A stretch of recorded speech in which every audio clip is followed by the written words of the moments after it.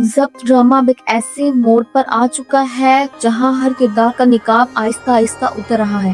کہانی میں سب سے اہم سوال یہ ہے کہ کیا اون اب رملہ سے فاروق صاحب کی فیکٹری خرید کر شامی سے اپنی بے عزتی کا بدلہ لینے والا ہے، اور کیا اون اور رملہ کو ایک ساتھ دیکھ کر آئلہ کے دل میں اون کے لیے پیدا ہونے والی یہ غلط فہمی ان کے رشتے کو کسی نئی بحران میں تو نہیں ڈال دے گی؟ آئیے اس سارے معاملے کی گہرائی میں اتر دے ہیں۔ ناظرین، بی جان کی دعوت میں اون اور آئلہ کی موجودگی نے ایک بار پھر شمسا کی آنکھوں میں کھٹک پیدا کر دی ہے۔ ایک طرف شمسا کے گلے شکوے ختم نہیں ہو رہے تو دوسری طرف اون کا پریشان چہرہ اور سگریٹ پر سگریٹ پھونکنا یہ ظاہر کر رہا ہے کہ شامی کی تانے زنی اب اون کے سفر کا پیمانہ لبریز کر رہی ہے۔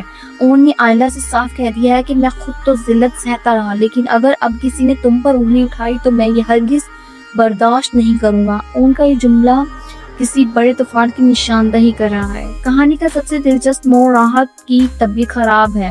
ثاقب صاحب کا اون سے یہ سوال پوچھنا کہ تمہاری آخری بار راحت سے بات کب ہوئی، یہ اشارہ دے رہا ہے کہ راحت کے پاس اب وقت بہت کم ہے۔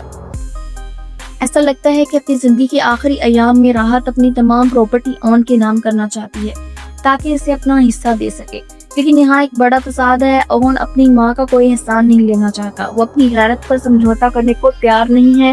دوسری طرف شمسا جیسی لالچی عورت ہے جس کی رال ٹپک رہی ہے کہ کسی طرح اون کی جیب میں یہ جائیداد آئے اور وہ اس کا فائدہ اٹھائے۔ شمسا کا آئلہ کے پاس جا کر اون کو مشورے دینا کہ یہ بے وقوفی مت کرو یہ ثابت کرتا ہے کہ اسے اون کی جذبات سے کوئی لینا دینا نہیں ہے، اسے صرف پیسوں سے غرض ہے۔ آئلہ نے جس طرح اپنی ماں کو آئینہ دکھایا ہے کہ جو ہم بی جان کے ٹکڑوں پر پلتے ہیں وہ کیوں بھول گئی ہیں، اس نے شمسا کے منہ پر زبردست تمانچہ مارا ہے۔ لیکن کیا اون اس بات کو سمجھ پائے گا کہ آئلہ اس کے ساتھ کھڑی ہے؟ اب بات کرتے ہیں اون کے اس ماسٹر پلان کی جس کے لیے وہ رملہ کا استعمال کرنے والا ہے۔ رملہ جو خود شامی سے شادی نہیں کرنا چاہتی اور فیکٹری بیچ کر ملک سے فرار ہونے کی تیاریوں میں ہے، اسے کیا معلوم کہ اون اس کی کمزوری کو جان چکا ہے۔ رافع کے ذریعے جب اون کو پتہ چلتا ہے کہ رملہ فاروق ٹیکسٹائل ملز بیچنا چاہتی ہے تو اون کے دماغ میں ایک پورا منصوبہ تیار ہو جاتا ہے۔ وہ اپنی ماں کی جائیداد قبول کرنے کا فیصلہ شاید اسی لیے کرے گا تاکہ اس پیسے سے رملہ کی فیکٹری خرید سکے اور پھر وہی فیکٹری ثاقب صاحب کے نام کر کے شامی کے منہ پر تالا لگا دے۔ اون کا یہ قدم صرف فیکٹری خریدنا نہیں بلکہ شامی کی اوقات اسے دکھانا ہے، لیکن یہ سب کرنے کے لیے اون کو آئلہ سے بھی جھوٹ بولنا پڑ رہا ہے۔ سب سے بڑا ٹوسٹ تب آئے گا جب اون رملہ کے ساتھ ایک ریسٹورنٹ میں بزنس میٹنگ کر رہا ہوگا اور آئلہ اپنی بہن زویا کے ساتھ اسی ہوٹل میں داخل ہوگی۔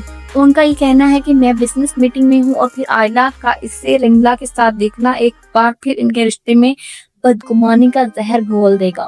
کیا آئلہ جو اون پر اندھا بھروسہ کرتی ہے اس بار اس کے کردار پر شک کرے گی، اور کیا اون وقت رہتے ہوئے آئلہ کا اعتماد بحال کر سکے گا؟ اون جانتا ہے کہ وقت بہت ظالم چیز ہے، وہ بالکل ٹھیک کہہ رہا ہے۔ آنے والی ساتھ میں ہم دیکھیں گے کہ اون کس طرح ایک تیر سے دو شکار کرتا ہے، شامی کو برباد بھی کرے گا اور ثاقب صاحب کا دل بھی جیت لے گا۔ آپ کے خیال میں کیا اون کا یہ طریقہ درست ہے کہ وہ سچ چھپا کر آئلہ کو دکھ میں ڈال رہا ہے؟ کہ شامی کا انجام اس سے بھی برا ہونا چاہیے؟ کمنٹ سیکشن میں اپنی رائے ضرور دیں، اور ہاں، اگر آپ کو ہمارا یہ ریویو پسند آیا ہو تو ویڈیو کو لائک کریں، چینل کو سبسکرائب کرنا نہ بھولیں۔